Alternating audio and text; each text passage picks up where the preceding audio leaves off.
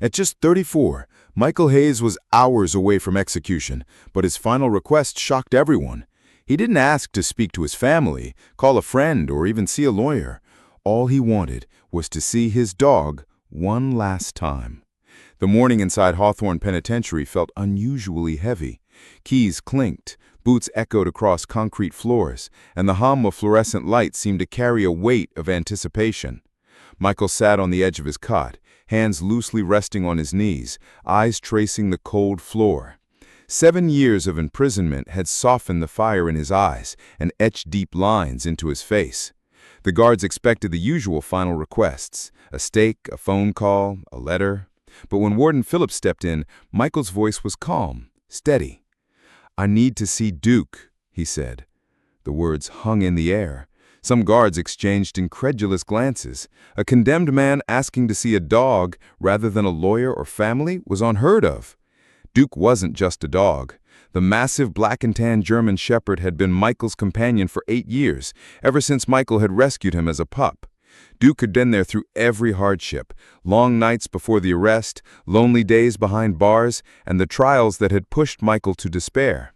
In his final hours, he didn't seek forgiveness from strangers, only the eyes of the one who had never judged him.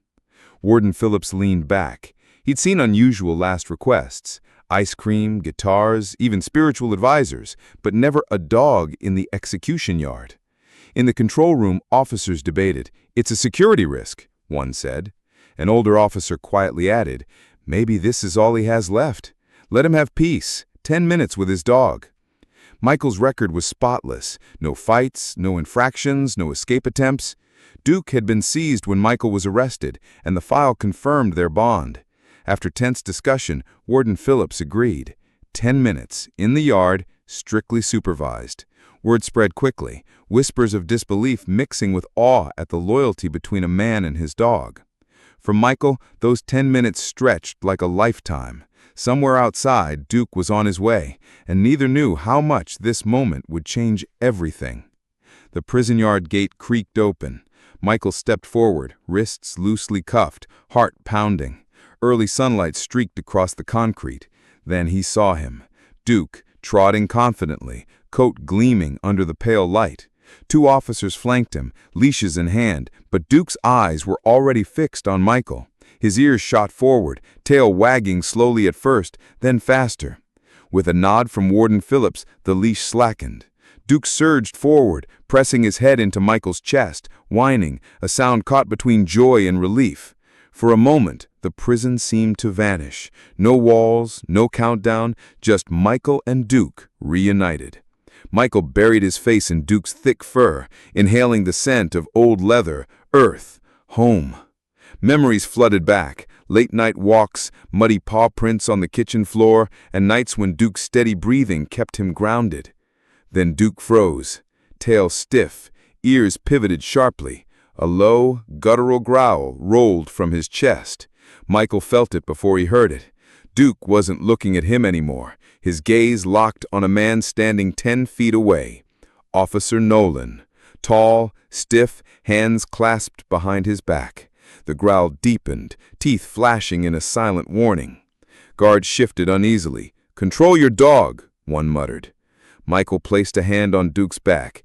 "Easy, boy, it's okay," he whispered. But it wasn't okay.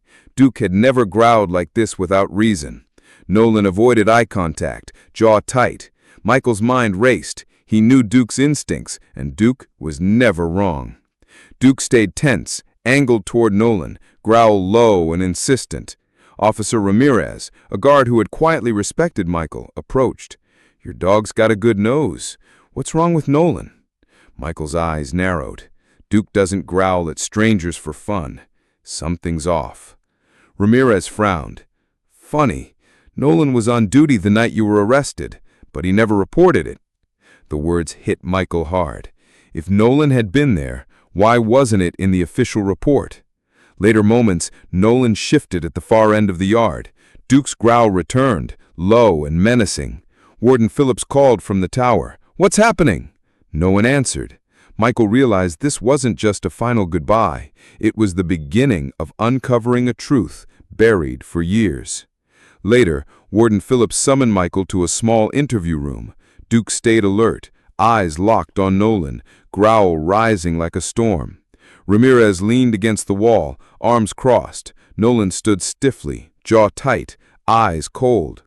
The warden asked, "Nolan, why didn't you report being near Michael's apartment the night he was arrested?" "I didn't think it mattered. I was off duty, just passing by." Duke barked sharply, eyes blazing. The warning was unmistakable. Michael stepped closer.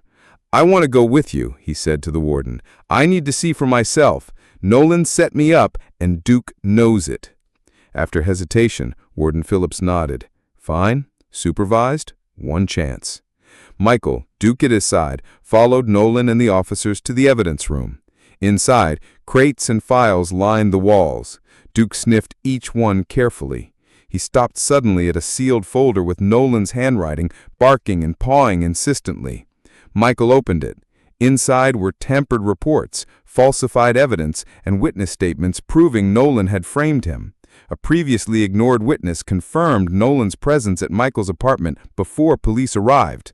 The truth was undeniable. Weeks later, investigators reviewed evidence, retested fingerprints, and interviewed witnesses. All pointed to Nolan's deception. He had planted false evidence to frame Michael. He was arrested, charged, and prosecuted.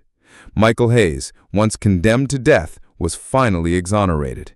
The gates of Hawthorne Penitentiary opened to freedom.